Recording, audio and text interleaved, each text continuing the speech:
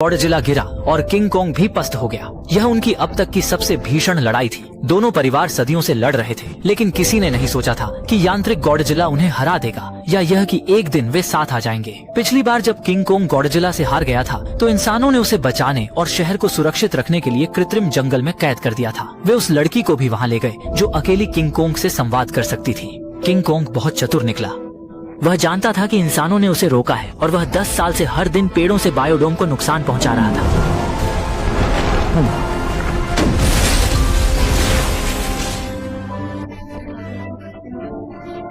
ज्यादा दिन के बाद बायोडोम टूटने वाला था। तभी वैज्ञानिकों ने अंटार्कटिका में एक उल्टा भूमिगत संसार खोज निकाला, जिसे उन्होंने किंग कॉन्ग का असली घर माना और उसे वहां भेजने का निर्णय किया। भागने से रोकने के लिए उन्होंने किंग कॉन्ग को पहले बेहोश किया और मजबूत जंजीरों में बांधा। होश आने पर किंग कॉन्ग ने खुद को फंसा हुआ देखा और जोरदार गर्जन किया। लड़की ने सांकेतिक भाषा में उसे भरोसा दिलाया कि इंसान उसका भला चाहते हैं। यह सुनकर वह शांत हो गया। सभी लोग उसकी सांकेतिक भाषा की कुशलता देखकर चौंक गए।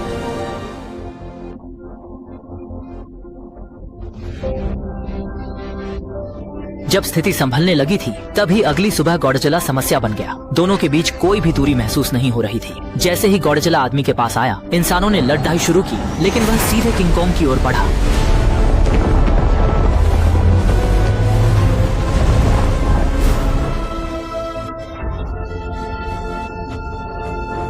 किंग कॉन्ग ने भागने की कोशिश की, लेकिन इसी बीच गॉडजिला पानी के भीतर से जहाज को पलट देता है और किंग कॉन्ग जंजीरों में फंसा हुआ सांस नहीं ले सका। आनन फानन में इंसानों ने जंजीरें खोल दी और किंग कॉन्ग डेक पर आ गया। एक दशक बाद ये दोनों प्रतिद्वंद्वी आमने सामने थे। उनकी लड़ाई डेक पर शुरू हुई। इंसानों ने किंग कॉन्ग की मदद की। किंग कॉन्ग ने गॉडजिला को पानी में धकेल दिया, लेकिन फिर नीला प्रकाश देखकर डर गया और भागने लगा। गॉडजिला ने उसे पकड़ लिया, मगर इंसानों ने गहरे पानी में बम डालकर उसका ध्यान हटाया। किंग कॉन्ग भाग निकला, लेकिन बुरी तरह घायल हो गया।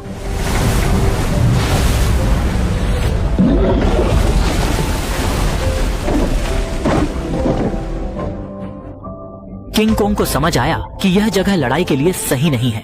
निराश होकर वह शांत होकर लेट गया। इंसानों ने सभी मशीनें बंद कर दी, जिससे गॉडजिला ने सोचा कि उन्होंने हार मान ली है। उसने हमला रोक दिया और सुकून से वापस चला गया। सभी ने राहत की सांस ली, लेकिन तय कर लिया कि वे बिना शोर किए आगे बढ़ेंगे।